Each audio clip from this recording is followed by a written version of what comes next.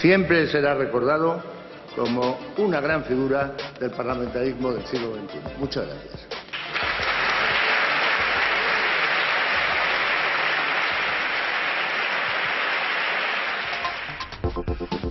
Xulio Ferreiro, moi boa noite. Profesor, como decíamos, de Dereito Procesal. Bueno, onte, 23 persoas que estaban sendo xulgadas dentro da chamada trama das multas en Lugo quedaban absoltas despois de que a Audiencia Provincial de Lugo estimase que todas as probas obtidas foran de un xeito procesalmente irregular. Cal foi o problema, Xulio? Ben, o que di a sentenza é que a instrucción que levaba a xuiz non podría tela levado ela, ou non podría tela levado ela do xeito que asumiu, non? Vamos a ver a historia un pouco da instrucción, polo que se narra na sentencia, que o que sei é que a raíz dun caso que se estaba instruindo sobre tráfico de estupefacientes, atopa, non? Nunhas escoitas o que se chama un achádego casual, non? Casualmente se fala doutro delito distinto, que era este das multas, e daquela o que marca a xurisprudencia do Tribunal Supremo é que cando non hai relación entre o novo delito e o delito anterior, iso debe ir a reparto, é dicir, debe deducirse testemunho, que chamamos de deducirse testemunho, é dicir, a ver a que xuiz lle toca iso, e debe comunicar eso. Comunicar ao xuiz decano, e eso, pues, entrar, digamos, no reparto normal de asuntos entre os diferentes xulgados de instrucción desa cidade, non? Si esa cidade é a competente, igual podía ser competente outro xulgado diferente, non? Habría que, por lo tanto, ir a ese reparto ordinario. E aquí o que a xuiz interpretou é que había unha conexidade de delitos, é dicir, que han delitos relacionados entre sí. Por lo tanto, podería, en ese caso, seguir coñecendo ela, e a audiencia o que van a decir é que non había tal conexidade e, por lo tanto, ela non podía instruir. Isto ten relevancia como para anular unha sentenza, que é o que nos podemos preguntar. Si a ten, porque isto afecta a un dereito fundamental, que é o dereito fundamental ao xuízo ordinario predeterminado por lei. En que consiste este dereito? Bueno, este dereito que ven a decir, digamos, grosso modo, é que todos temos dereito a que nos xulgue o xuiz que toca, por así decirlo, sin que se poda manipular isto para que caiga nun xuiz ou noutro, non? Cando se alteran normas de reparto ou de competencia, isto pode incidir, non sempre, pero pode incidir no xuízo ordinario predeterminado por lei, por tanto, nun dereito fundamental, por tanto, aquelo que se actúa en vulneración dun dereito fundamental é nulo, e como nulo hai que telo por inexistente. Claro, a pregunta que se pode facer moita xente que non entende desto é como se chegou ata aquí, se había ese defecto de forma, como non nos dimos conta ou se deron conta antes, tiveron que esperar a que empezara o xuízo para que isto acontecera. Vamos a ver, este problema, podemos decir, ocorre moito, non? No tema que se anulan unhas escoitas, que se anula unha proba, etc. E é un problema estructural, por así decirlo, do sistema procesual penal español, que ten que ver coa figura do xuíz de instrucción. A figura do xuíz de instrucción é unha figura que ten aspectos moi positivos, pois a independencia, por exemplo, do xuíz de instrucción, etc., pero ten outros problemas, que é o cantidade de poder que acumula un xuíz de instrucción. Un xuíz de instrucción que en principio non dá conta a ninguén do que el fai, sino el mira, ou ela mira a necesidade de tomar unha decisión e toma esa decisión. E non existe un control a priori, por así decirlo. En outros sistemas jurídicos investiga o Ministerio Fiscal e o Ministerio Fiscal en determinadas cousas ten que pedirlle permiso a un xuíz. Isto que vemos nas pelis americanas. Vamos a pedir unha autorización judicial. Para facer estas escoitas ou para entrar neste domicilio. Efectivamente. Interrogas a si mesmo. Se interroga a si mesmo. É dicir, o xuíz decide, podo facer isto? Pois o fago. Si chega a conclusión de que pode. E aquí, ademais, isto podría terse controlado no seu principio se alguén recurrise diante da Audiencia Provincial durante a instrucción. Pero non houbo ese recurso. Por tanto, isto quedou no seo da instrucción. Que pasa? Cando o asunto chega ao xuízo oral, chega á Audiencia Provincial, as partes poden reproducir diante da audiencia aquelas vulneracións de dereitos fundamentais que puideron ocorrer durante a instrucción. E este foi o caso, claro. É moi habitual este tipo de situacións. Teño a sensación de que hai un caso que forma parte da memoria colectiva máis nestes intres, que é o famoso caso Naseiro, que tamén foi anulado por un defecto de forma. Non é exactamente igual que este, pero é habitual. Que tipo de efectos provoca isto na sociedade? Ben, primeiro que eu creo que, claro, hai que distinguir que é un defecto de forma. Non calquera defecto de forma anula un proceso. É un defecto de forma que incide nun dereito fundamental. E isto creo que é importante recalcar. É dicir, foi un defecto de forma e hubo un culpable que se foi á rúa por culpa dun defecto de forma. Bueno, un defecto de forma de certa entidade, que ten que ver con un dereito fundamental, ¿no? Y, polo tanto, este tipo de garantías, por así decirlo, nos sirven a todos. Es decir, nós non temos policías entrando en casa a todas horas porque saben que esa entrada, se non hai un xuiz que autoriza, non va a valer para nada. E isto nos, bueno, e porque non facemos, non cometemos delitos, ou sea, non estamos sendo investigados, pero é unha garantía, non, para todos os cidadáns. Isto, claro, despois cando nos toca a nós, e cando de repente nos poñemos estupendos, non? É dicir, cando lle toca a outro, parece... Entonces, claro, isto ten como consecuencia que en determinados supostos se produce unha injustiza material. Claro, unha injusticia de que alguén que pode ser culpable non é condenado. Pero isto, digamos, elevado a categoría, funciona en beneficio de todos e todas, de todos os ciudadanos. Porque en o caso Naseido, por exemplo, por poñer un exemplo moi antiguo, é imposible retomar esa instrucción, empezala de novo? A ver, unha vez que unha persoa é declarada inocente por uns determinados feitos, por ese feito non pode volver a ser solo, que se chama non bis in idem, que ninguén pode ser xulgado dúas veces polo mismo delito. Entonces, si hai claro, a garantía funciona así, é dicir, ti non podes facer trampas, ti, policía, xuiz de instrucción, non podes facer trampas, porque no momento que faz trampas, se te cae o asunto. E isto está ben así ou habería que correxilo para evitar que se produciran situacións como esta de Lugo que estamos comentando hoxe? Supoño que hai formas de evitar que, o que decías ti, que un xuiz instructor se pregunte a sí mesmo se pode facer determinada cousa. Introducir pois algún control alleo, digamos, ao xuiz instructor. Claro, esa é a figura do xuiz de garantías, non? Funciona en, bueno, prácticamente todos os países de Europa, Estados Unidos, Latinoamérica, existe o que chaman o xuiz de garantías. É dicir, dúas figuras, unha que investiga e outra que, por así decirlo, autoriza os actos que teñen relación con dereitos fundamentais. Pois eso, unhas escoitas telefónicas, consultar un email, aí o que investiga, chamemos de fiscal, chamemos de xuiz instructor, non pode tomar a decisión, senón que ten que preguntarlle a un terceiro. Un terceiro que, claro, ten a separación de que non está involucrado. A causa non sabe nada do asunto. Claro, a él lle presentan uns datos objetivos e eses datos objetivos dice, bueno, pues eu con esto que ti me das, pues hai razón suficiente, hai indicios suficientes para poder proceder a unha intromisión nun dereito fundamental. É dicir, non para calquera cousa se pode un intrometer nun dereito fundamental. O exemplo que poñes das películas americanas é clarísimo, non? De como moitas veces a policía ten que facer ou a fiscalía ten que facer... Pero non vale decir, pues chegarlle ao xuiz de garantía e dicirlle, mire, que a mí un pajarito me contou que este señor ten droga na súa casa, queremos entrar. Non, quen é el pajarito? É dicir, quen é, como se chama, cando yo dixo, cales son as circunstancias... Que indicios tedes de que pode ser? Por qué? Porque para poder adoptar unha decisión que limita dereitos fundamentais ten que haber unha base sólida. Claro, e por que non se corrixe? Por que non hai existe a figura? Quero dicir, hai intereses... Alguén lle interesa que isto non se arranxe? Ben, vamos a ver, o dato obxectivo é, temos unha lei de asociamento criminal de 1888. Ese é un dato obxectivo. Por que esa lei de asociamento criminal non se modificou hasta ahora? Non habrá vontade política, imagino, de facelo, non? Houbo, co goberno de Zapatero, houbo un proxecto, un anteproxecto, con este goberno hai un anteproxecto que parece que non vai chegar a nada, de novo Código Procesal Penal, e isto non se reforma. Por qué? Bueno, pode haber os razóns confesables, pues isto va a costar diñeiro, esa é unha razón, que vale para todo agora, non? Va a costar diñeiro, por lo tanto non podemos facelo. Os dereitos fundamentais teñen que agardar. Bueno, hai 15 anos se reformou a lei de asociamento civil, por qué? Porque había que asegurar os dereitos dos acreedores, e aí había un interese que bancos, empresas, de que querían seguridade xurídica. Aquí está o interese dos imputados, verdad? As persoas que son clientes habituais do sistema penal. Entonces, aquí estamos falando con dereitos fundamentais de persoas, non con deudas, nin con créditos. Entonces, parece que aqueles que son clientes habituais do sistema penal non teñen a mesma capacidade de incidir nas decisións políticas que teñen outros. Claro, pero que efectos ten isto na sociedade? Porque isto haberá que computalo tamén. Nun momento no que a cidadanía ten a sensación que ten con respecto á xustiza, supoño que isto non axuda a que confiemos os cidadáns nesa xustiza. Non, vamos a ver, a quen favorece unha lei que non está clara, por así decirlo? En o caso da lei de asociamento criminal. Unha lei que ten os seus anos, que ten múltiples interpretacións jurisprudenciais, que nunca está tan claro o que di a lei co que interpreta o Tribunal Supremo e o Tribunal Constitucional. A quen beneficia? Pois aquel que ten os instrumentos para tourear esa lei. Non sei se me explico. Perfectamente. Por tanto, cando este é un problema de pobres diablos, de enemigos, terroristas, etc., non hai problema. A lei nos serve. Cando hai outros clientes novos no sistema penal, que, en fin, hasta ahora non estaban acostumbrados, de repente cando se monta, non, o grito no ceo. Por que estamos falando aquí desto hoxe? Seguramente.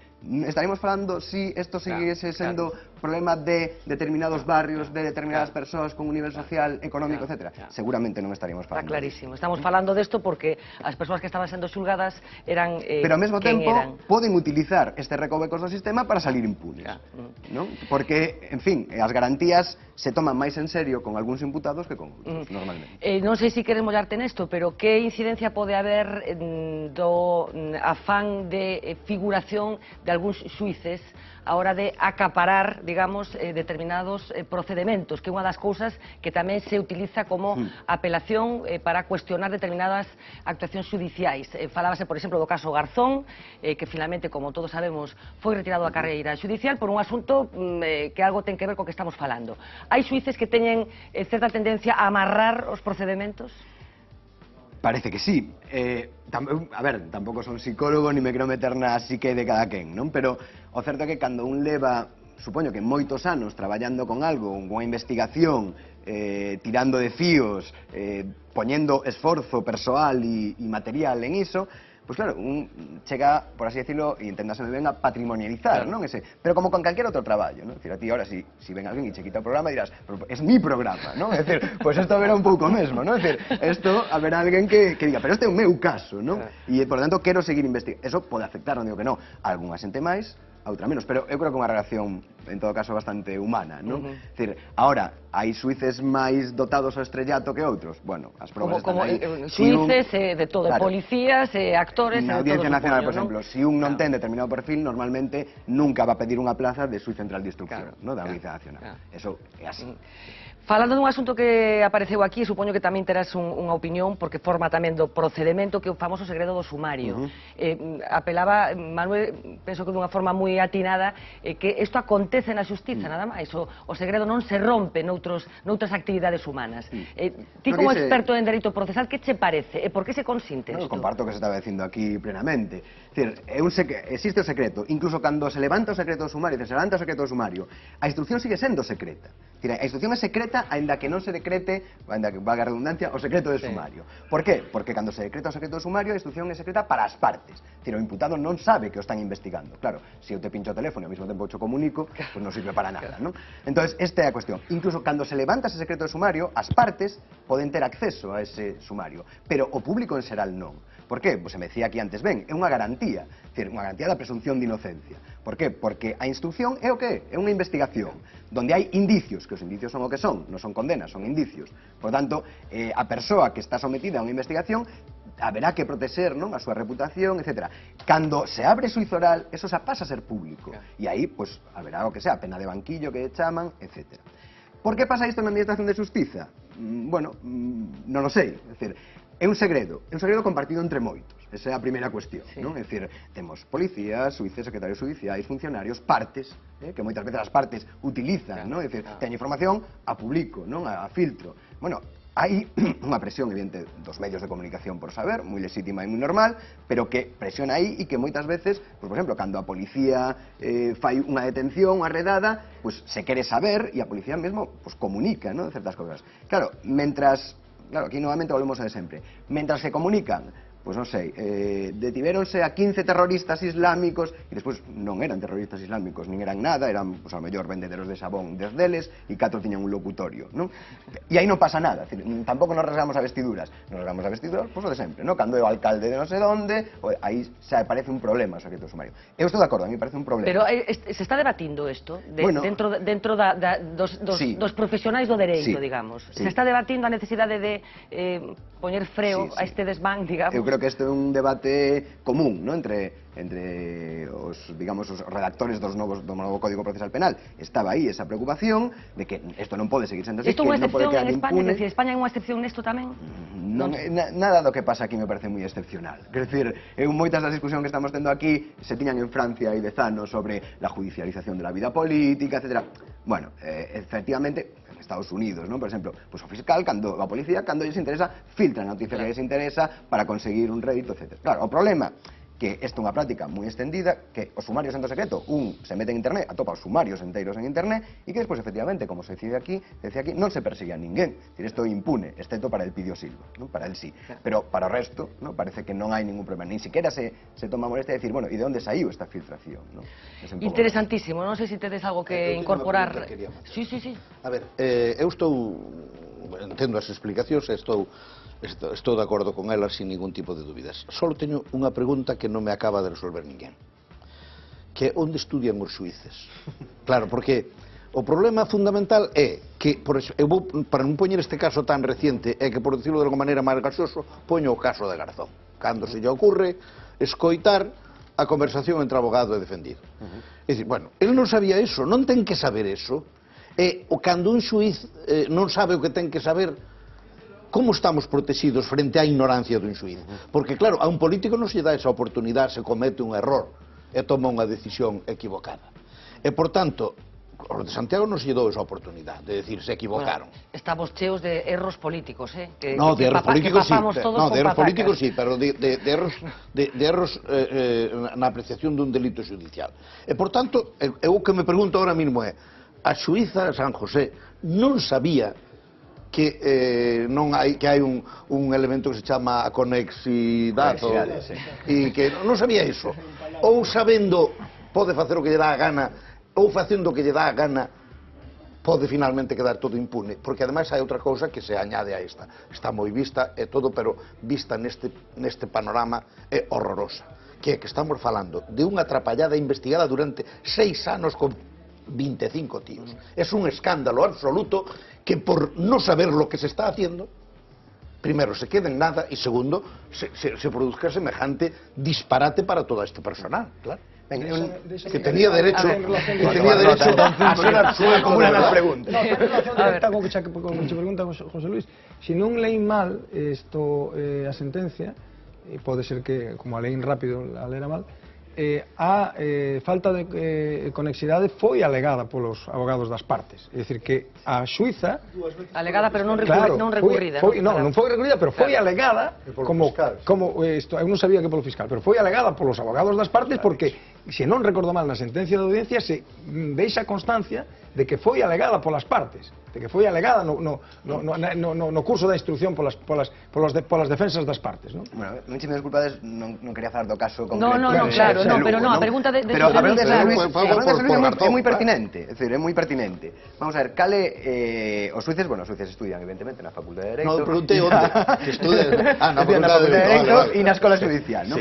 Pero vamos a ver, claro, o dereito debería ser, non, unha cousa máis fixa ou máis predecible, pero no caso do proceso penal non o é.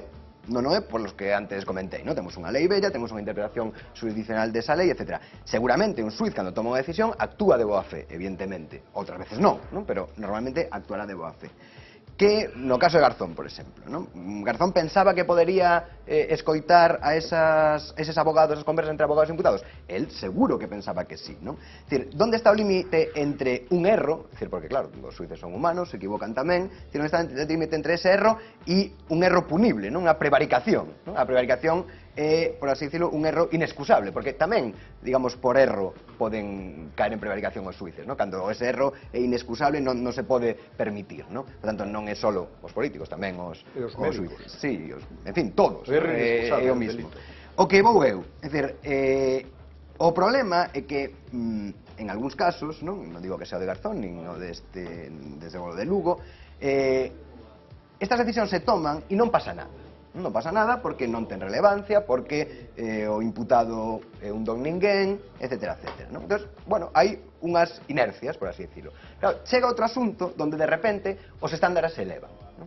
E o que sería un simple erro justificable, reversible pola audiencia superior ou polo Tribunal Superior ou polo Tribunal Supremo, se convirte nunha prevaricación. E onde está o límite entre unha cousa e outra non é tan doado de saber.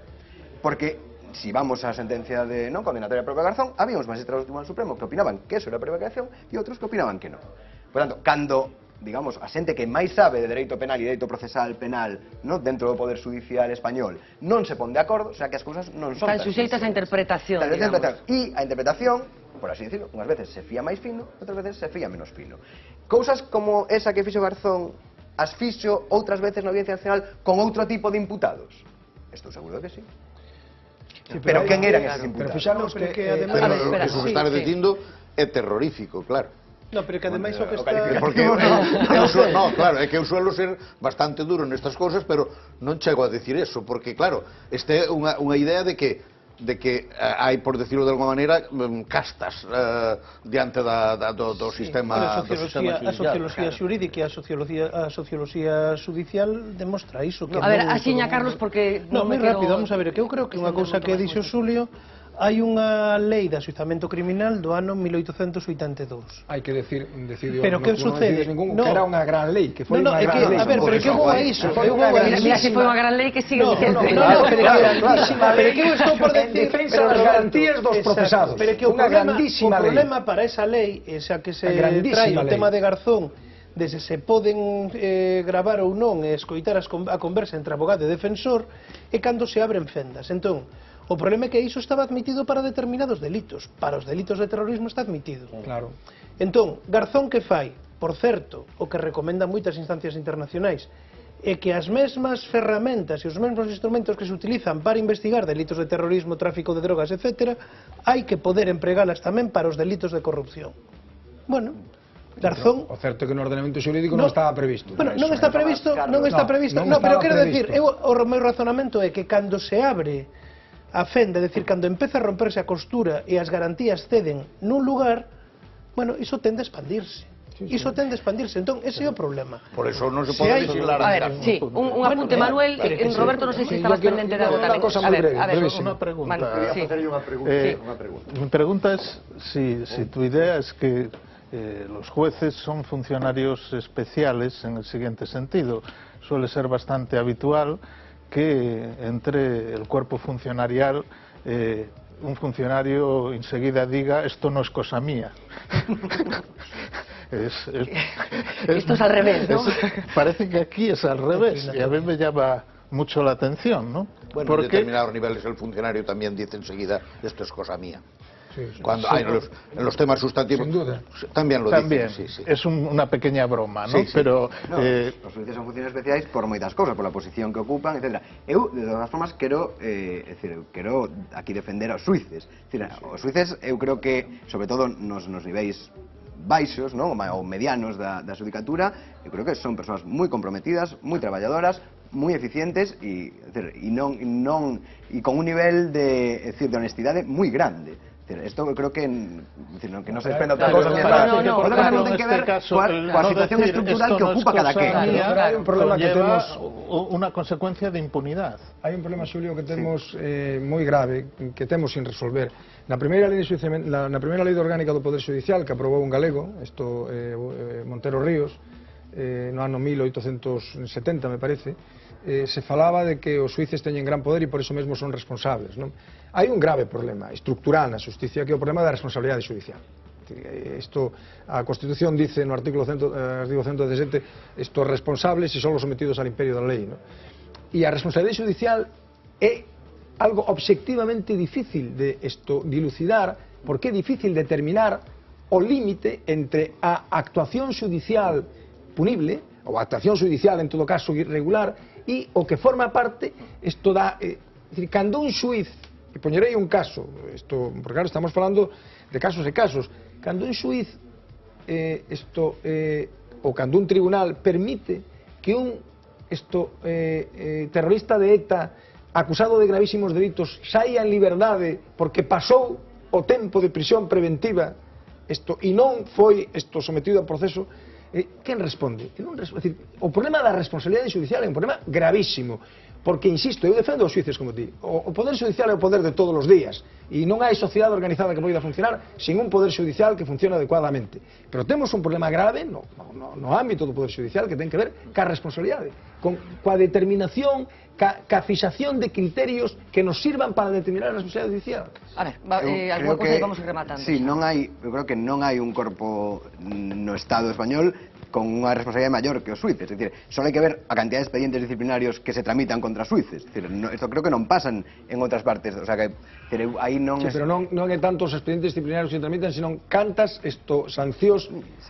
Sí, no, pero bueno, a ver, por favor, por que a administración ten unha responsabilidade obxectiva e un suíz non? A ver, venga, para rematar con isto, porque temos que avanzar. Unha pregunta, funcionamento regular dos servicios públicos. Pregunta a consideración, non?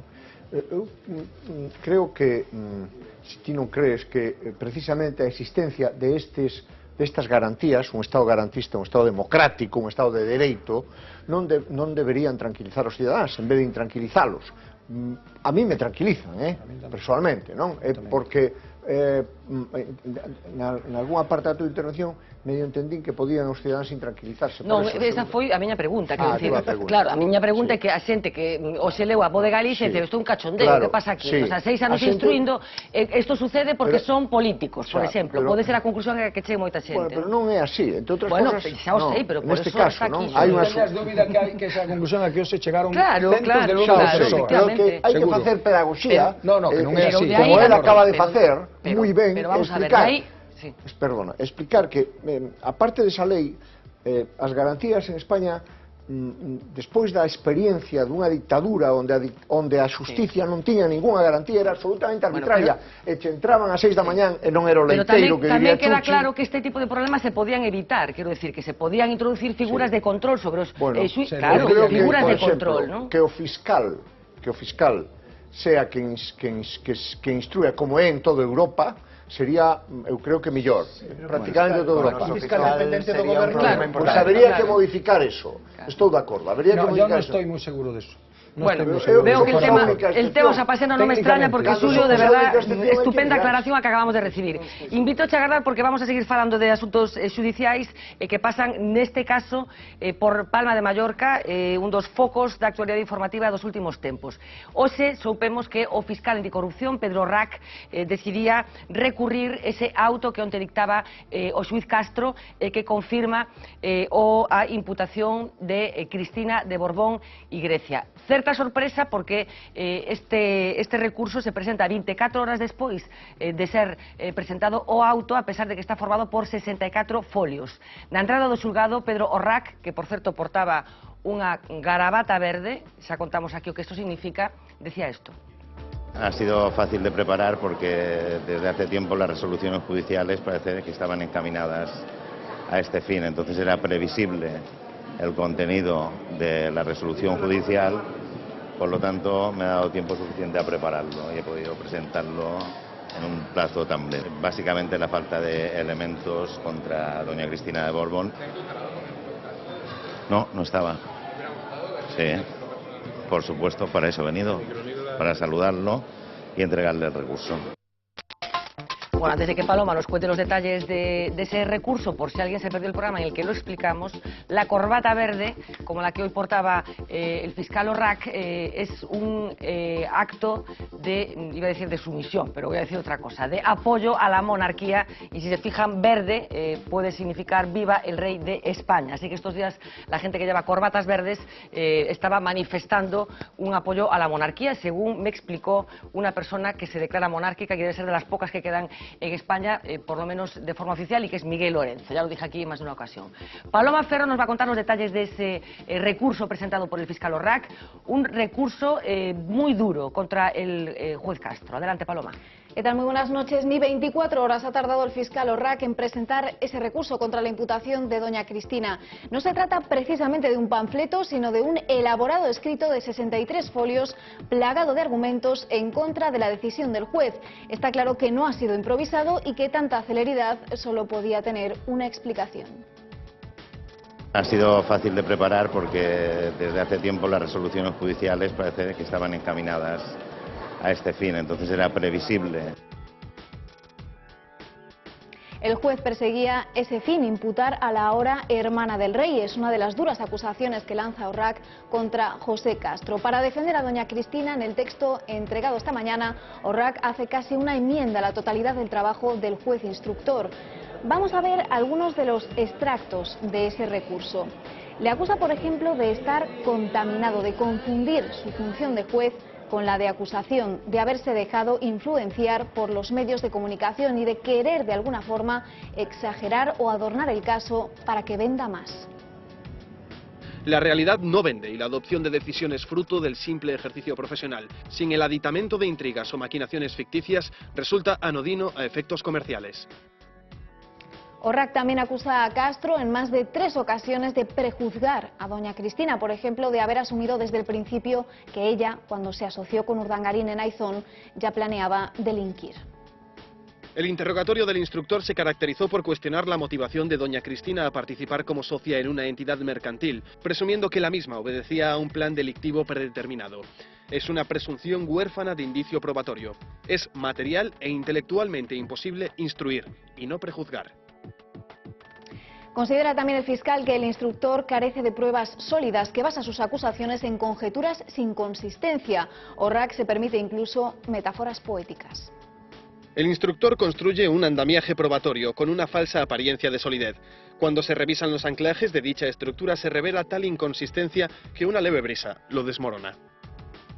Y el bombardeo sigue porque Orrac no solo pone en duda la profesionalidad de Castro, sino que le acusa, digamos, de mala intención, de querer imputar a doña Cristina y perseguir ese objetivo de todas las formas posibles. Llega a hablar de una espiral inquisitiva. Cuando el puerto de destino está determinado antes de iniciar la investigación, basado en meras conjeturas, la marcha exploratoria se convierte en un itinerario inamovible en el que los parámetros de imparcialidad, objetividad y congruencia quedan relegados. Y para reforzar esta teoría se pregunta por qué en un principio Castro no veía indicios para imputar a la entonces infanta y después los encontró. Cabe preguntarnos a qué se debe este cambio de criterio tan radical, por qué lo que era blanco y transparente en 2012 muta a oscuro y con tintes criminales en 2014. El resultado de los informes de la agencia tributaria no satisfizo las expectativas del instructor, lo que le condujo a iniciar otra línea de investigación a modo de encaje de bolillos. La intensidad de los reproches de este escrito es alta, pero está en línea con el estilo del recurso presentado por el fiscal Orrac a la primera imputación de doña Cristina. Entonces hablaba de indicios inconsistentes e inocuos, acusaba a Castro de basarse en sospechas personales, de dar a Cristina un trato discriminatorio y de deformar la verdad material. Lo que está pasando no es habitual. Los jueces de instrucción y el Ministerio Público suelen ir de la mano en los procedimientos y, de hecho, José Castro y Pedro Orrac trabajaron codo con codo en los inicios del caso Nos. Esta imagen, tomando algo relajados en una terraza, corresponde a esa época y refleja la buena relación que tenían. Bueno, su idilio lo rompió una mujer, doña Cristina, y desde entonces, Fernanda, su enfrentamiento en los juzgados ha sido cada vez más virulento. Muy incisiva, Paloma, sí me gusta, muy bien. Una imagen, efectivamente, que probablemente no se vuelva a producir porque se sospecha, se intuye que la relación personal que mantenían ambos, Castro y Orrac, no pasa por su mejor momento, a pesar de que, como bien decías, la instrucción del caso Nos la iniciaron ambos de una forma muy colaboradora. Yo no sé cómo veis lo que está pasando con este asunto, y hay que añadir una información más, que el fiscal Orrac también ha recurrido la imputación de la mujer de Diego Torres, para decir, bueno, que hay muchos argumentos que tienen que ver con la situación procesal de la mujer de Diego Torres y la situación procesal de la infanta. Bueno, pues también ha recurrido la imputación de esta mujer. No sé cómo ves el monumentalio en el que estamos metidos, porque haga lo que haga la audiencia de Palma, creo que hay un problema. Sí, la audiencia de Palma tiene una patata caliente de un tamaño monumental, porque haga lo que haga quedará mal, ¿no? Si esto decide desimputar a la infanta y a la mujer de Diego Torres, el Cristo será monumental, y si decide no hacerlo, pues también. Yo creo que será más monumental si decide desimputarlas que si decide esto no desimputarlas, dicho sea de paso. Vamos a ver, una aclaración previa, porque no tienen por qué saberlo nuestros oyentes, que son gente culta, pero no tienen por qué tener este dato. El fiscal en España no es solo un acusador público, es un defensor de los derechos fundamentales. Por tanto, a nadie debe extrañarle el hecho de que el fiscal en un determinado momento discrepe del criterio del instructor y en defensa de los derechos fundamentales actúe con un criterio distinto. Yo voy a ser claro, yo no lo sé. Es decir, yo no sé si tiene razón el juez o tiene razón el fiscal, porque para eso tenía que haber seguido con un grado de detalle, diríamos como jurista, con el que no he seguido, yo no tengo la información. Ahora bien, me parece que es importante decir lo que voy a decir a continuación, no porque lo diga yo, sino que creo que es importante decirlo.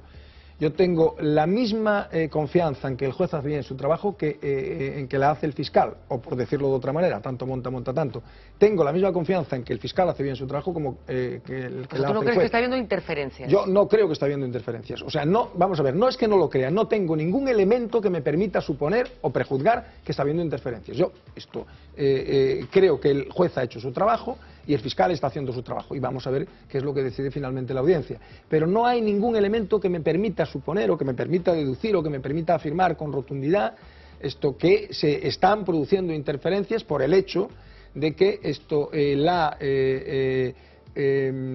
una de las imputadas es la infanta Cristina. Porque podría sostener, como sostienen algunos, que el juez está persiguiendo a propósito a la infanta Cristina por ser vos quien es, por ser vos quien soy, y que el fiscal está recurriendo, incluso recurriendo la imputación de la mujer de Diego Torres, justamente porque es la infanta Cristina. Claro. Yo no lo sé, y como no lo sé, prefiero mantener la posición de que yo me fío del criterio de los dos, del juez y del fiscal. Xulio, unha cuestión técnica. É habitual que a Fiscalía recurra con esta contundencia un auto judicial de imputación? Os termos do escrito son duros, es decir, en ese sentido non me parece habitual. A ver, se por habitual habitual pasa moito. No, normalmente non pasa, pero é certo que decía Roberto, é dicir, o Ministerio Fiscal ten a obriga de que se entende que unha persoa é inocente, defender a inocencia desa persoa. Exactamente igual que acusala se entende que é culpable. Por tanto, está na súa posición institucional, eso é evidente. Pero non é habitual este tipo de reacción tan contundente, tan inmediata e tan rápida. Eu teño visto outras veces, entre suíces que non teñen boa relación con fiscais que nos escritos se dicen cousas. Se dan caña. Si se dan caña. Non é o habitual sempre, pues hombre, decir, un poco más de cortesía profesional, ¿no? Es decir, y en este caso, bueno, pues se están dando duro, ¿no? La verdad es que son pezas como para disfrutar de las, Manuel. Sí, este es el lenguaje jurídico. este entende. Para que luego, efectivamente, decíamos, para que después digamos que non se entenden as sentencias, Roberto, estas se entenden... Porque a mí me parece que hay un elemento... Esto no es una sentencia. No, efectivamente. Es otra cosa distinta, es un recurso. Pero está dentro de, ¿no?, un proceso, ¿no? Está dentro del lenguaje de la comunicación judicial. Que no os quede pena. Yo mañana os fotocopio un par de sentencias del Tribunal Supremo donde no se entiende absolutamente nada. Y os quedáis tranquilos. Aquí se entiende bien, pero también se ve el enganche pasional de quien escribe. Es evidente. Porque cosas del tipo que lo anodino no vende, no tiene interés comercial, sin duda. Realmente apuntan a algo pasional, ¿no? Algo personal, Josué. Algo personal, se le está acusando de buscar efecto de protagonismo comercial, etcétera. Por eso digo yo que si este es el lenguaje jurídico habitual... no es el lenguaje jurídico habitual. Bien. Entonces, hay una componente pasional clara y de enfrentamiento claro que a mí me parece que desvirtúa incluso la posible alegación del fiscal contra la imputación. Este contenido especialmente visceral. Yo creo, además, que me parece que en este caso todo el aparato de las instituciones del Estado, la abogacía del Estado, Hacienda, el fiscal, están jugando fuerte por la desimputación. Y a mí me parece que en realidad, yo no sé si jurídicamente, estoy de acuerdo contigo, bueno, pues cómo acabará la cosa, pero a mí me parece que esto deriva de un problema de base de otro tipo. Es decir, que la realeza por algo era inviolable. En este momento, en el momento en que queremos... Inviolable era el rey solo. Bien. Solo el rey. Sí, jurídicamente sí. No. El único inviolable era el rey. No, jurídicamente sí. Es el rey. Jurídicamente sí. Pero en la realidad... bueno, sí, que nadie se metía con ellos. Nadie se metía con la realeza. De hecho, nadie se mete con la realeza salvo en España. Lo que pasa que ahora salvo en España. Me parece que un proceso criminal nunca. No, con lo que nos estamos encontrando ahora, y también afectó a la figura del rey Juan Carlos, es que los españoles del siglo XXI no quieren que un rey viva como un rey. Entonces, los reyes iban a cazar elefantes, tenían amantes, tenían hijos bastardos, y no pasaba nada, de nada. Entonces, cuando esto se desmonta, que es el fundamento mismo de la institución monárquica, tiene que venir todo el aparato del Estado a defender a la realeza. Y me parece que al final la contradicción está aquí. Bueno, en todo caso, esto para ser justos, digamos que todo el aparato de Estado, salvo el juez que la está imputando. Claro, bueno, dejadme que introduzca argumentos nuevos, os escucho enseguida porque estamos hablando del papel de la Fiscalía Anticorrupción, de Pedro Rack. Quiero insistir en que él mantenía una buena relación y compartía estrategia procesal en el caso Noos. En un momento determinado, cuando aparece la figura de la infanta Cristina o de Cristina de Borbón, es cuando se bifurcan los caminos de ambos. Pero la Fiscalía ha sido cuestionada en otros asuntos, teniendo en cuenta, bueno, pues la hiperactividad de la actividad judicial vinculada a la clase política en los últimos tiempos. Marina Calegato nos va a dar algunas pistas. Adelante, Marina. Sí, Fernanda, porque mucho se cuestionó y se habló sobre el papel de la Fiscalía en los casos que implican directamente al Partido Popular. Por ejemplo, en el caso Bárcenas, el fiscal se opuso a que Rajoy declarase como testigo. Consideraron que su declaración solo tenía un interés social y político. Críticas también en lo que respecta a la Gürtel. Se acusa al Ministerio Público de estar dilatando el proceso. Tardará todavía un año más hasta que los acusados se sienten en el banquillo, ya que la Fiscalía recurrió ante el Supremo la única pieza que ya estaba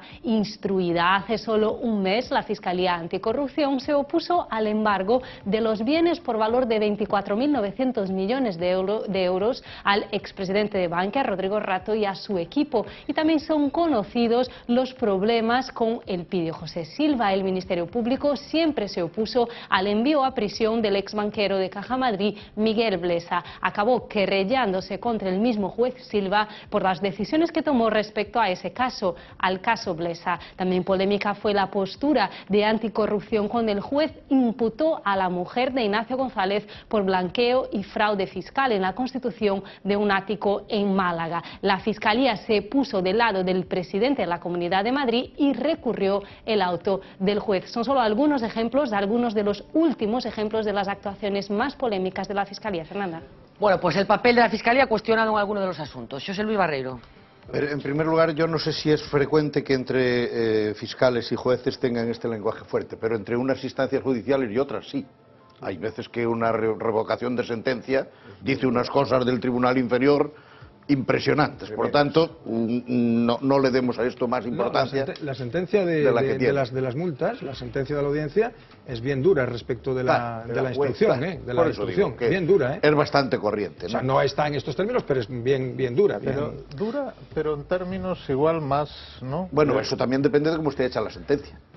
Porque bueno, aquí hay una cuestión personal. El recurso de la sentencia claro, tiene que ser recurrir lo que dice el auto del juez, ¿no? No se puede recurrir a otra cosa. Y por tanto, yo no le daría a eso ninguna importancia. A mí me produce una sensación de paz muy grande el que en un caso como este se enfrenten fiscalía y juez.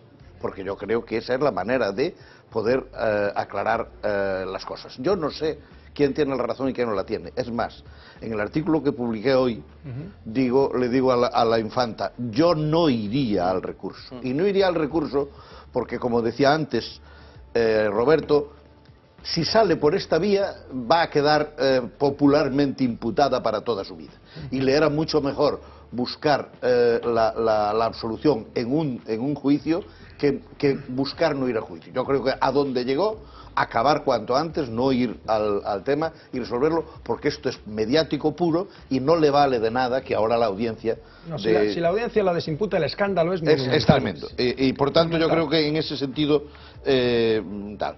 Y luego yo creo que hay una cosa, estamos diciendo que se trata igual a todo el mundo. Vamos a ver, acaba de salir ahí el caso de la ministra Ana Mato, donde todos los tribunales dan por sentado de que no sabía nada de lo que sucedía en su casa y que se le aparecía un Jaguar en un garaje, no le preguntaba al marido ni siquiera cuándo lo había comprado, ni dónde, ni con qué. Y todo el mundo interpreta eso. En el Partido Popular nadie interpreta que nadie en el Partido Popular tenía que saber nada de lo que hacía el tesorero, que vendía favores y los cobraba sin que nadie hiciese esos favores. Según el modelo que tenemos. No ha declarado nadie, de tal manera que estamos todos diciendo, se hacía con dinero, pero se hacía con dinero, ¿por qué? Se lo daban porque era guapo, porque estaba bien vestido, porque tenía un abrigo con pieles aquí en el cuello. ¿Quién se lo daba? ¿Por qué se lo daba? La pregunta es fundamental de arriba. Esto solo se le está pasando a Cristina, porque el caso de la mujer de de Torres es distinto porque era, por decirlo de alguna manera, oficinista en la paz. Bueno, por ahí creo que vamos, por ahí vamos mal. No, yo no voy mal. No, yo sé lo que digo. Es decir, cuando una persona trabaja en una oficina, sabe lo que hace. Y cuando una persona está haciendo sus labores, no sabe lo que pasa en la oficina de su marido o puede no saberlo.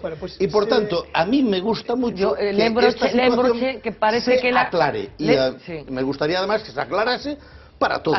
Si finalmente la cosa de no parece posible que una señora tan inteligente no se enterase de nada, pues que todos los señores inteligentes se empiecen a enterar. Alguna cosa, José Luis, debía de saber esta señora porque parece que está bastante probado que ella le ofrecía a las personas que trabajaban en su casa cobrar en negro. Por eso se lo ofrecía a ella, o sea que algún conocimiento de las finanzas domésticas tenía. Que se aclare. Pero non só iso, ela ten un alto cargo en la Caixa, non? Que é unha entidade financeira, din que o fixo todo por amor, que non se enteiraba, decía o recurso, verdade, da súa defensa. Bueno, pois entón terán que despedir inmediatamente do cargo que ocupa en la Caixa porque se non sabe nada de finanzas non está... Non, é cousa da Caixa, pero a Caixa está tamén rescatada con diñeiro público. Claro, é que... Esa non. Non, esa tamén levou diñeiro público. Entón, ou unha cousa ou a outra. Pero vou a outra cuestión, vamos a ver. Neste proceso, eu entendo o que decía Roberto sobre o papel e así, pero tamén se acaba de decir, a Fiscalía normalmente acusa. Iso non acusa cando se trata de Blesa ou de Infanta Cristina ou da muller de Ignacio González. Punto. Non fagamos demagoxia. Non, pero é que é certo. Non, é así. A Abogacía do Estado ten que defender os intereses do Estado. Aquí hai unha fraude fiscal. O Estado é o agraviado neste proceso. A quen defende a Fiscalía? Os intereses xerais dun Estado que se ve defraudado, verdade, no que son os seus intereses económicos ou outro tipo de intereses que non sabemos cal é. A Axencia Tributaria o mesmo. Pero que se está preparando con todo isto? A aplicación da doutrina Botín. A aplicación da doutrina Botín, porque se o agraviado que o Estado non acusa e non acusa, se o Ministerio Fiscal non acusa, por tanto, a única acusación é a acusación popular, que agora se encargará Gallardón, se sai ese novo Código Procesual Penal de prácticamente deixala, ainda que está garantida no artigo 125 da Constitución, de deixala inoperativa, pois entón terán que ser absoltos pola doutrina Botín, que por certo non se aplicou despois a Atucha e os membros da mesa do Parlamento Vasco. Entón, se hai menoscabo da Hacienda Pública, a acusación particular pode... Non. Sí, a ver, que me falta Tuco. Le haya dado la razón en que é mejor ir sin recursos. Un breve comentario. Primeiro, o xuez Castro e o fiscal Orrache eran Batman e Robin no asunto de nós, e tamén, por certo, no procesamento do goberno balear do Partido Popular de Jaume Matas e outros altos cargos. Actuaban ao unísono, en ese momento os dous eran santos. Eran dous tipos magníficos, valentes e extraordinarios. Agora Castro sigue o sendo para unha parte da opinión pública moi importante, seguramente mayoritaria, mentres que Robin está, ou Orrache está a piques ou se convertiu nun villano. Isto é moi monárquico. Sí, estou dicindo o que creo. Está accidentalista. É que leva gravata verde, entón non sabía.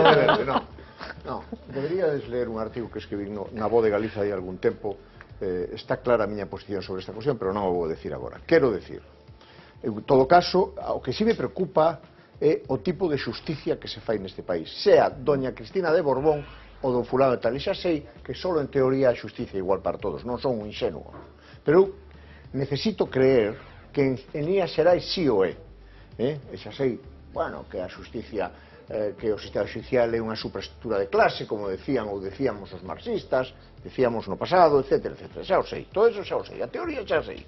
Pero o que quero decir é que o que non pode ser é que Cayo Lara, e non quero criticar a Cayo Lara, o poño como un exemplo, diga esta mañán que a xusticia en España será independente se a Cristina de Borbón é condeada. Eso me parece unha burrada absoluta, inadmisible e prexuiciosa. Eso non se pode decir. Pero fíjate, o critico claramente. A xusticia ten que ser independente exactamente igual con Cristina de Borbón que con calquera persoa. Tucho, déxame eso que eu creo e o digo. Eu estou de acordo contigo, xa sei que é impopular isto que digo. A ver, pero digo porque creo que orden en la sala, por favor. É que eu estou de acordo contigo e tan de acordo estou, Tuco, que a razón pola que eu antes mantiven a posición que mantiven isto dicindo que non prexuzgaba nin a posición do xuiz, nin prexuzgaba a situación do fiscal, non é porque eu seña absolutamente, como decirlo, porque non teña opinión respecto da responsabilidade da infanta, que a teño. E a mí me parece increíble a teoría de que a infanta non sabía nada do que facía o seu marido. A mí me parece increíble. Me parece difícil de creer. Pode ser, pero me parece difícil de creer, como na mesma línea. Se eu salgo da casa e topo no garaje, xa non digo un Jaguar, digo un BMW normalito, o primeiro que lle preguntaría a mi muller é onde sacache os cartos para comprar este coche. Teño absolutamente claro. Onde sacache, onde salieron os cartos para comprar o coche? Por tanto, eu teño diríamos, a intuición firme, a intuición de que ela formaba parte do cotarro. De que ela formaba parte das operacións levadas a cabo polo seu marido. Pero me parece que iso é perfectamente incompatible con soster que neste proceso concreto o que nos estamos xogando non é só o futuro procesal da infanta Cristina. Estamos falando de comisión de delitos. Pero estamos falando do papel da justicia en España. E por iso eu estou disposto a decir que me parece ben si a Audiencia de Palma confirma a imputación e si levanta a imputación. E estou de acordo, estou disposto a defender que o fai ben o xuiz e que o fai ben o fiscal, porque non quero prexuzgar a posición das partes no proceso, porque é un proceso no que se está xogando o prestixio da justicia española. Isto é moi importante. En cualquier caso, es verdad que a veces a los ciudadanos nos lo ponen fácil, digo, a la hora de dudar de determinadas cosas, y probablemente toda la peripecia relacionada con el proceso de aforamiento de Juan Carlos I, bueno, pues no se ha hecho de la mejor de las maneras posibles. Sabemos que finalmente se ha confirmado ese aforamiento, un aforamiento express que únicamente ha sido aprobado por el Partido Popular. Se producía hoy esa votación en el Congreso de los Diputados y se han producido reacciones. Algunas son estas. Están convirtiendo el Parlamento en esto. En un lugar decorativo, en un florero. Este pleno es ilegal. Es ilegal por razones procedimentales, o por razones procesales o reglamentarias. Claro, esto genera suspicacias y sospechas en la ciudadanía. ¿A quién se quiere proteger? ¿Por qué se le quiere proteger? ¿Y por qué se hacen las cosas mal? Hay dos reyes que han abdicado en Europa, una reina y un rey, mejor dicho, en Bélgica y en Holanda, como usted sabe perfectamente, señor ministro. Ninguno de los dos ha reivindicado ni se le ha concedido ningún tipo de aforamiento. No podemos compartir que se otorgue al rey Juan Carlos, que fue el que acaba de abdicar hace unos días, unas prerrogativas, unos privilegios que realmente entendemos que ya no corresponden en la medida que la función del rey Juan Carlos no va a ser una función en activo. El aforamiento no está para proteger a las personas, sino a las instituciones. Si el objetivo del Gobierno y del Grupo Parlamentario Popular partiera de esa concepción, jamás hubiese hecho las cosas como las está haciendo, precipitadamente, con un mal procedimiento legislativo. No es mejor el procedimiento por ser más lento. Creemos que es importante atender esta cuestión con sentido de la responsabilidad y un sentido de Estado que evite dilaciones innecesarias. Bueno, una de las principales dudas tiene que ver con algo que se apuntaba por parte de algunos de los diputados y que tiene que ver con que precisamente se afora al rey en un momento en el que desaparecen, digamos, las funciones ejecutivas, aunque probablemente no sea la palabra más apropiada para definir las funciones del jefe del Estado, pero se le afora cuando ya no es jefe del Estado. Y yo no sé si veis que en esto, José Luis, hay alguna cosa que invita a la sospecha por parte de la ciudadanía. A ver, por mi parte, yo no voy a decir ahora mismo que no haya maneras más elegantes de legislar. Pero sí diré dos cosas. La primera, que esto es muy frecuente, esta manera de legislar es muy frecuente, se ha hecho con mucha frecuencia sobre una ley extrañísima. Pero esta manera de aforar no. No, esta manera de aforar no, pero se han tomado otras decisiones. Entre otras te suben y te bajan los impuestos remangándote un artículo en una ley que estaba en tramitación. Y por tanto no hay ningún tipo de dificultad en esto. Yo creo que el debate de fondo es si el rey debe de estar aforado. Vamos a ver. Yo si estuviese en Holanda y fuese rey no pedía el aforamiento. Pero aquí, en este momento, hic et nunc, que diría un pedante, ¿verdad? Yo la pediría. ¿Por qué? Porque no hay que fijarse solo en lo que significan las instituciones, sino en la cultura que tienen los ciudadanos respecto a las instituciones. Yo no me imagino a toda Holanda esperando a que la reina dimita para empezar a llenar los juzgados de instrucción. Pero a lo mejor no tenían, no tenían tantos motivos. A ver, si os lo imagináis vosotros me parece muy bien. Ou é o personaxe? Claro, no, imagino a Raíña de Holanda cazando elefantes, mantendo a súa querida costa do erario público, aceptando regalos de empresarios como un yate, facendo de comisionista de empresas. ¿Tú no habías nacido cuando fue lo del caso Logi? Pues no lo sé, pero... Bueno, pero pues había que haber nacido. No, o caso era la venta de bombarderos. Era la venta de bombarderos. Había que haber nacido. Sí, claro. Pero o que che quero... Claro, el marido de la reina. El marido de la reina, o marido, sí, pero que o problema... Pero porque aquello se hiciera mal justifica que se haga mal ahora, porque aquello... Pregunto. Pero porque o problema con este aforamento é outro. A ver, por favor, de uno en uno. A ver, acaba. Un aforamento penal. Que sería discutible, non estou de acordo, porque aí sí que creo que falou con a deputada do PSOE. Estamos falando dun aforamento civil. Bueno, ¿Por qué? Porque se quere blindar o rei frente a que iso que decía Casa Real, home, isto temos que solucionalo para evitar cualquier disparate, verdade? E o disparate son demandas de paternidade. Bueno, ese é o problema, é dicir, que vamos ter un señor que xa non exerce ningunha función. No, pero que bueno, vai deixando supostamente, porque até agora esas demandas, perdón, non se admitían a trámite cunha liña, decíase, o rei é inviolable. Unha demanda de paternidade en este momento es perfectamente, bueno, en este momento no, porque la ley aún no está aprobada porque le falta el trámite del Senado, pero cuando esté publicada la ley, el rey es perfectamente enjuiciable por razón, pero cunha diferencia. Tiene que hacerlo el Tribunal Supremo. No, perdón, pero unha diferencia, claro. Que ese suposto fillo do rei só vai ter unha instancia. Non vai ter o dereito a segunda instancia como terían o resto. No, claro, no. Carlos, vai ter dereito a segunda instancia porque en España, como non, hombre, por Dios, hai unha segunda instancia no Tribunal Constitucional. Todos os procesos... Pero non é unha segunda instancia. Como que non é segunda instancia? Claro que é unha segunda instancia. Tribunal de Estrasburgo. En materia de dereitos fundamentales... non é unha segunda instancia. Como non é unha segunda instancia? Vamos a ver, o Tribunal Constitucional é hoxe en materia de dereitos fundamentais unha segunda instancia. Espera, Roberto, vou decir de outra maneira. Vale, non vamos discutir aquí.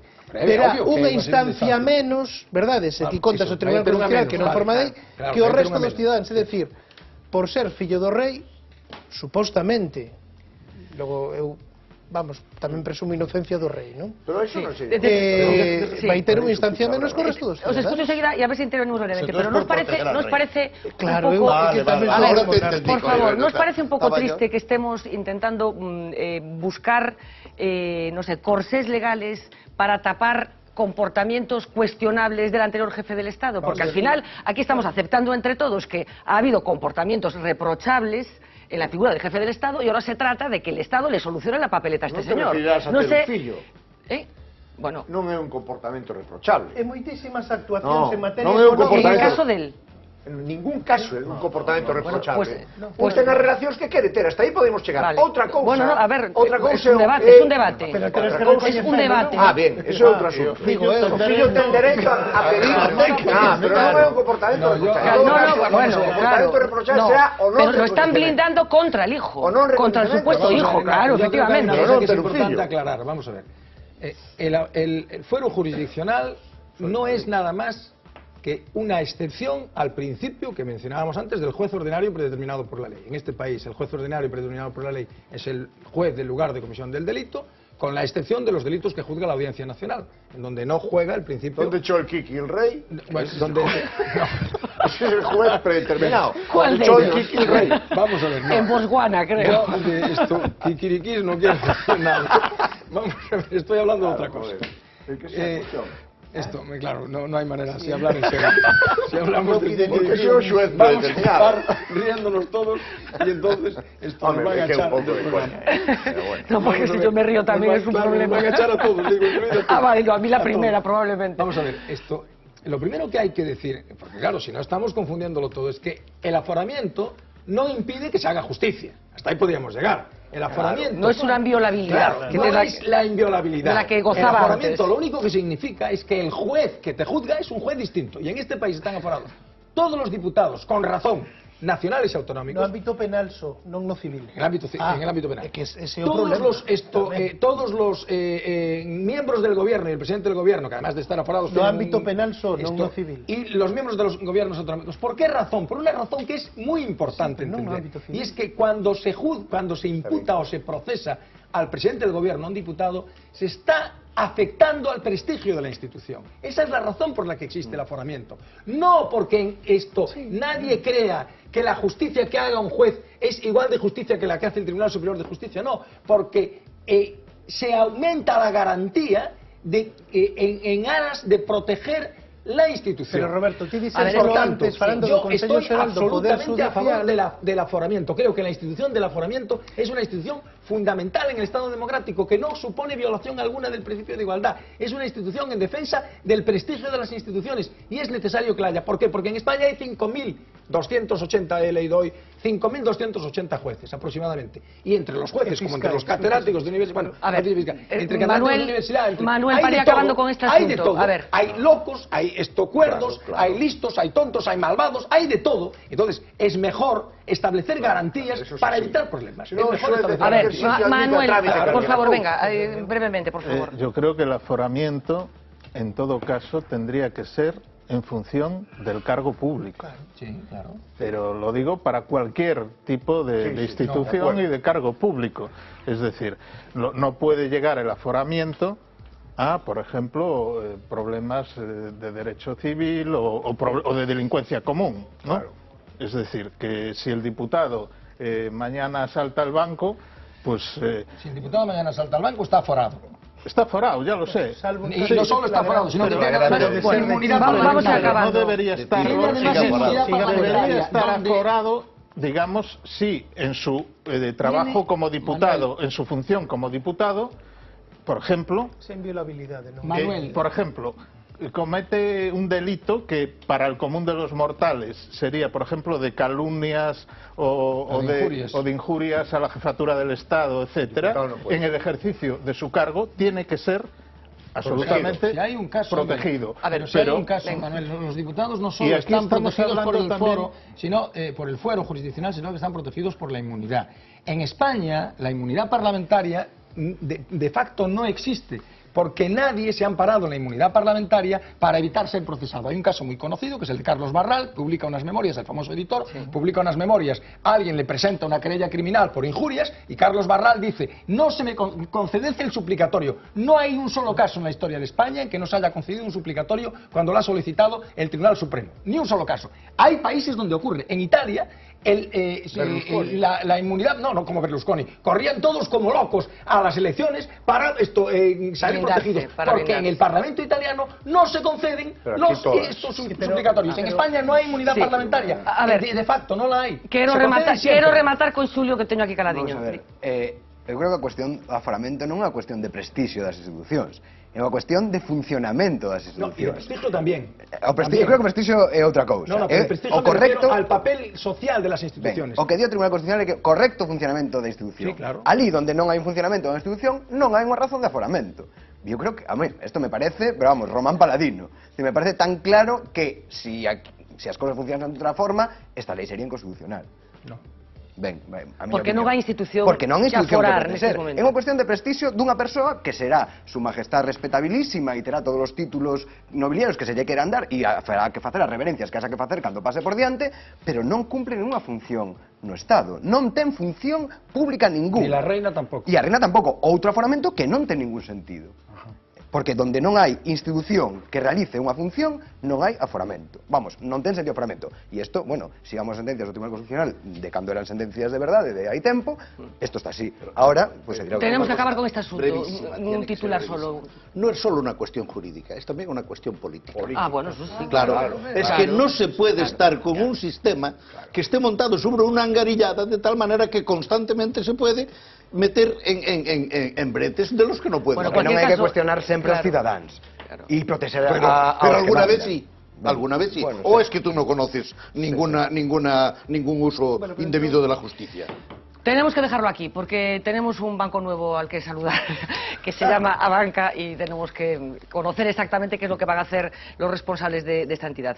Xulo, de verdad, un auténtico placer. Agardo que teñamos ocasión de que voltes por aquí a falarnos destas cousas tan interesantes. En serio que creo que quedou moitísimas cosas claras en relación co que está pasando. Moi ben, están a punto de aplaudir aquí tamén na festa. Graciña, Xulo, de verdade, moitísimas grazas. Imos facer unha pequena pausa de publicidade, porque como lles decía, hoxe tivo lugar o acto de presentación dese novo banco, non novo banco, é un banco en realidade bello, que procede das antiguas caixas e que ten xa un nome concreto que é Abanca. Enseguida comentamos os detalles, os anuncios que se fixeron nese acto que hoxe tiña lugar na capital de Galicia. Enseguida voltamos.